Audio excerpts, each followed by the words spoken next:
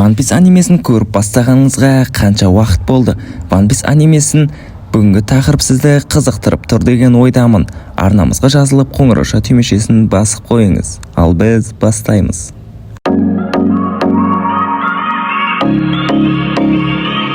Барлығымызды білетіндей Шанкс Карасилердің алдына келіп бір пират жайлы айтуға келді. Дәл осы пират кім деп ойлайсыз? Өз теорияңызды айта кетсеңіз болады комментарийға. Логикалық түрде қарайтын болсақ, Шанкс ең мықты пираттардың бірі, ең мықты юнколардың бірі. Бірақ та дәл осындай мықты пират қалайша әлемдік үкіметке, яғни Карасилердің алдына барып оп-оңай бір пират жайлы әңгімесін бастап кете салады? Бұл жерде міндетті түрде бір шикілік бар. Шанкс жауыз, не болмаса ол әлемдік үкіметке жұмыс жасайтыны айдан анық. Қазір маған көптеген адамдар хейт етуі мүмкін. Неге олай айтасың? Ол Луфиға қарай көмектескен жоқ па? Ол Луфиға өзін құрбан етті деп айтуы да мүмкін. Сіздердікі де дұрыс шығар. Бірақ логикалық түрден қарасаңыз, қандай дені дұрыс адам өзінің қолын қай-қайдағы бір бала үшін жегізеді? Және де белгілі бір мақсаты бар ғой. Мен өз теорияма қарай келетін болсам, Шанкс қазіргі Луфидің фрукция Ника Луфи жайлы белгілі бір ақпараттарды біледі. Ол әрине Джойбой. Джойбойды оятуы осы Луфидің қолында. Егерде Джойбойды толығымен оятатын болса, One Piece'ті табатыны анық. Ал One Piece'ті табу кімге тиімді? Әрине Шанксқа. 20 жасынан бастап юнко болған Шанкс алдағы уақытта не болатындығы жайлы толығымен білетіндігі рас па? Карасилермен жұмыс жасайтыны анық па? Дәл егерде біздің айтқан теориямыз шын болатын болса, Шанкс жауыз деп есептейміз. Дәл осы айтып отқан 5 шал туралы не білеміз? Ана көріп отқандарыңыздай, дәл сол жерде Луфидің наградасын қарап отқандығы анық. Және де бұлардың мақсаттары біреу. Ол Джойбой, яғни қазіргі қолданып отқан Луфидің фруктысын алып қою, оның көзін құрту. Себебі өздеріне зиян келетінін жақсы біледі ғой бұлар обязательно. Осыншалықты мықты командасы бар Шанкс One Piece'ті таппай енді нені табады? 1081 сериясын барлығымызда көрген шығармыз. Шанкс Бен Бекманға айтқан болатын, мен One Piece'ті табамын деп. Әрине сол мақсатын орындалғанын қалайды емес пе? Дәл осы сериясынан кейін Япониядағы One Piece'тің фанаттары айтқан болатын, Шанкс жауыз деп. Себебі ол One Piece'ті неліктен табады? One Piece'ті табатындар тек қана жауыз адамдар деп есептелініп жатыр. Осындай теорияға қалай қарайсыз? Өз ойыңызды әлбетте комментарийға. One Piece'ті да таба салу оңайға соқпайтын анық, себебі Шанксты көптеген адамдар кедергі жасайтын анық. Соның бірі Тич, яғни Маршалы Ди Тич, Черная Барада. Бұл да осал адамдардың бірі емес. Бұның да мақсаты One Piece'ті тауып, алдындағы қарсыластарының барлығын жайпап, шайқап, жеп, барлығын да тасталқанын шығарып, өзі король пиратов атануы. Барлығымызда көрдік, Маринфордтың соңындағы ғана Шанкс келе қалды. Осыншалықты қалай ақмақ болуға болады? Барлық адамдар білді емес пе? Маринфордта соғыс болатын. Алайда Шанкс соғыс біткеннен кейін келді де войнаны тоқтата салды деп айтып жатыр.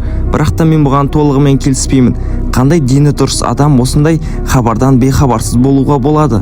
Мақұл, Кайдоны тоқтатты дейік. Бірақ та Кайдоны тоқтатқан күннің өзінде ақ ертерек келуге болатын еді ғой. Тіпті Кайдоның командасы Шанкстан әлде қайта слабый. Дәл сол жерде Черная Барадамен кездескен болатын. Бірақ та Шанкс өзіне сенімді болды ма, Черная Барадаға атака жасамақ болды. Бірақ та біздің Тичіміз әрине ойланып шешім қабылдайды ғой. Сол себепті де өзінің мақсатын айтты, яғни мен тек қана фруктыны ғана алдым, және де сонымен әр қарайда жұмыс жасап сенен кегімді аламын дегендей астарлап айтқан болатын. Ал Сенгокуға қарай келетін болсақ, бұған әлбетте жаным ашып кетті. Қай-қайдағы жоқ пираттар келіп, бұның қамалын тасталқан етіп кете салды ғой. Ал жарайды, енді әрі қарайды жалғастыратын болсақ, Шанкс 100% жауыз болады. Себебі енді алдағы уақытта One Piece'ті табамын деп айтып қойды ғой. Енді әрі қарайды әрекетін жасап жатыр.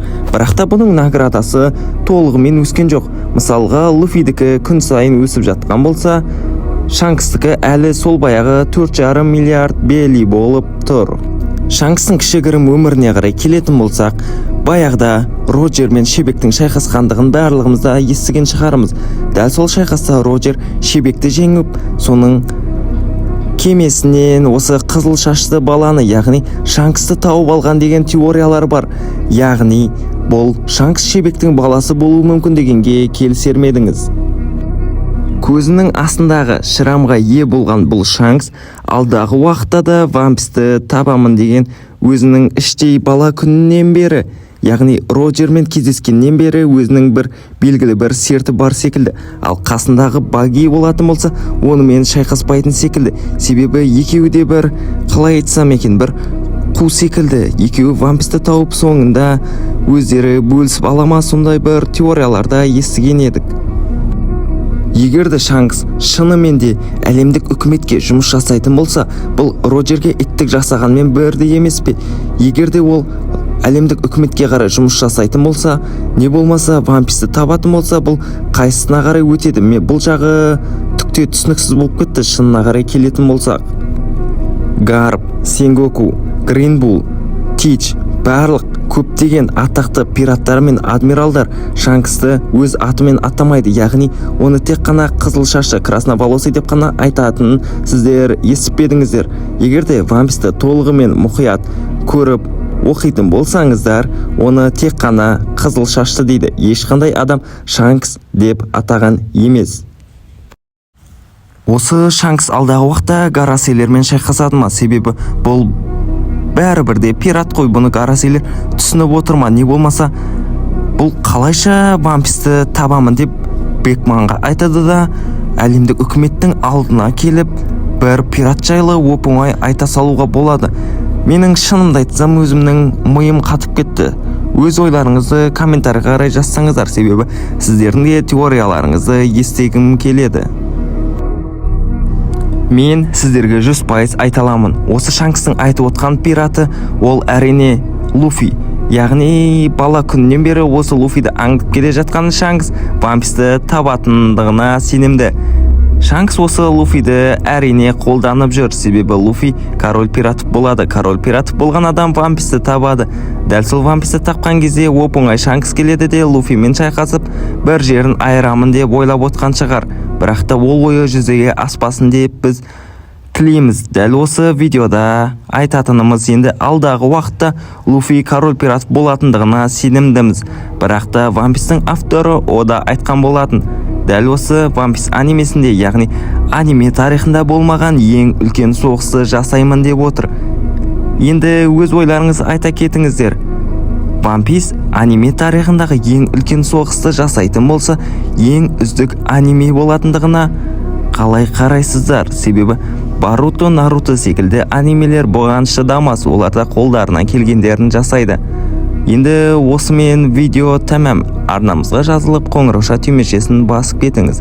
Келесі видео кімдер жайлы болсын?